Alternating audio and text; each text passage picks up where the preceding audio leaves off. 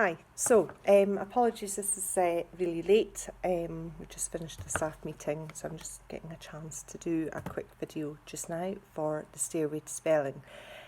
So this is very different from a lot of the spellings that we've done previously that use things like look right, say, cover right, check and all those things. So I just want to go over the terminology with you. So the first thing that I sent out was the first 50 most used words, because we'll focus on them and then we move on once we've got those 50. And what I've done in class is all of your children have had a spelling assessment. So the first thing to do is on Friday, tomorrow, you will get this sheet home with you for your child. It'll have your child's name, the date, and the words that they are going to be working on. So the first thing you need to do is make sure that they can read the word. Now, reading the word, we actually talk about using the SUS3. So basically, if someone's not sure of the word, if they can't read the word, you say the word. So for example, here I'd say on. Then you underline the word and say it again. So I'd say on. And you do that 3 times. On. And then another time, on. So we're focusing on the word, not necessarily the letter sounds. The reason we're doing it this way is a lot of children, by the time they get up to primary 3, they've had lots of input of phonics, and maybe phonics isn't going to be a successful learning method for them. So if your child does know their letter sounds, you can sound out and go on. However, some children will not be able to do that. So that's why we do the SAS, which is the say it, underline it, say it. Okay, so they're seeing the word together rather than breaking it down to the sounds. Okay, you know your child best. If phonics is a successful approach for your child, continue to sound it out. Although not all words in the most used words can be sounded out. Okay, so once you're confident that they can read all the words, because you're using that SAS for any that they don't know. So for example, but. Okay, so when you're underlining it, they will repeat it back to you. Okay, and when you're underlining it, make sure you're not covering the word so that they can see the word, they can see the shape.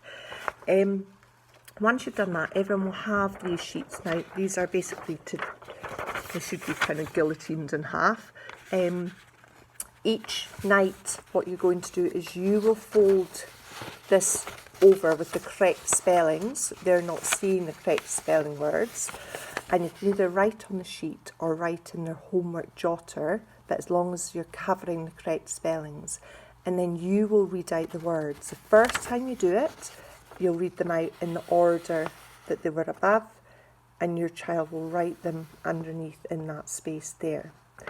Then the second time you do it, then you're just going to be folding over, so they're not going to see their spelling, because quite often they'll see a misspelling and they'll keep that imprinted in their head. So you're going to fold over and get them to write their spellings, and you might change the order of the words.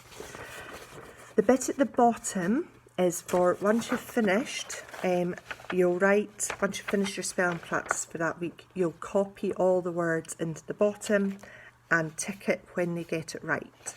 Okay, so ideally we would say if they've got it right 3 times, then they should know it, but we will revisit again. Okay, so this sheet here is called your RAWS sheet.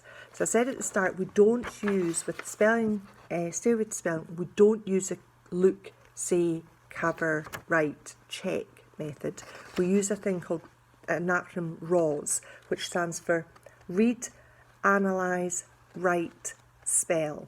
So what we would do is we would look at the word, we'd read the word, and then we'd analyse it. So especially words that have got question words like your where, why, we would analyse that word and we'd say, well, all question words have got a wh start at the sign. They've got a w and a h. So who, why, that's a w and the h, the w and the h. So all question words, who, what, why, and just analyse those words. Other things like your spelling rules as we move on. You've got the spelling rule about I before E, except after C. And when your child gets onto a thing, like if they're using said, there's in the book that we follow, so I need to put my glasses on, they've got a really good mnemonic for said, which is said an interesting doctor. So SAID, said an interesting doctor. And these little mnemonics that you can come up with will help. Like the because, lots of people know the big elephants can't always understand small elephants. But when we get to the words that people have specific difficulties with, I've got the Stareway Spelling Manual here, and there's a whole range, and I will be teaching some of these things in school as we're focusing on the spelling. But obviously you'll know some of your own things as well to help them analyse that word. So the idea is just to show you the reason I'm doing such a focus on the Stareway spelling is this here's an example of someone's writing before starting Stareway spelling, and then and obviously all the underlined bits are all corrections, and then after using Stareway spelling, this is an example of the same person's writing.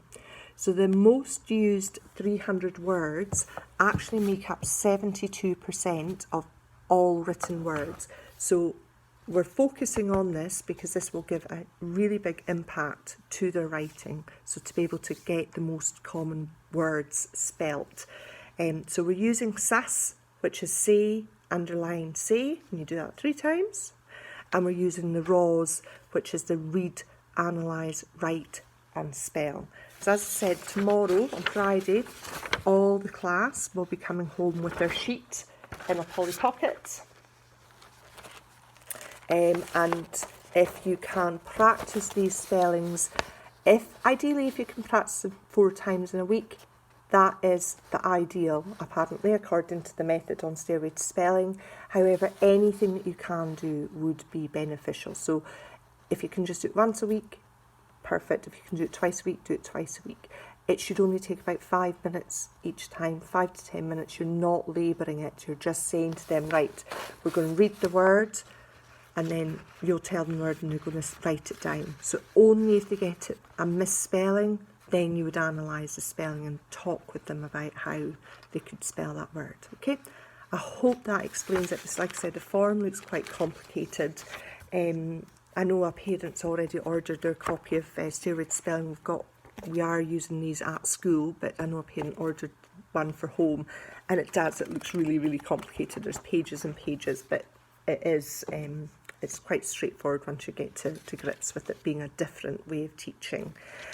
Any questions, please message me. And like I said, thank you very, very much for everyone's support. I really want to do a big push on spelling, because it is something that, you know, and you will know is maybe something that is impacting each child being able to write down what their actual understanding of things, because their spelling is holding them back, I feel, a little bit in some cases.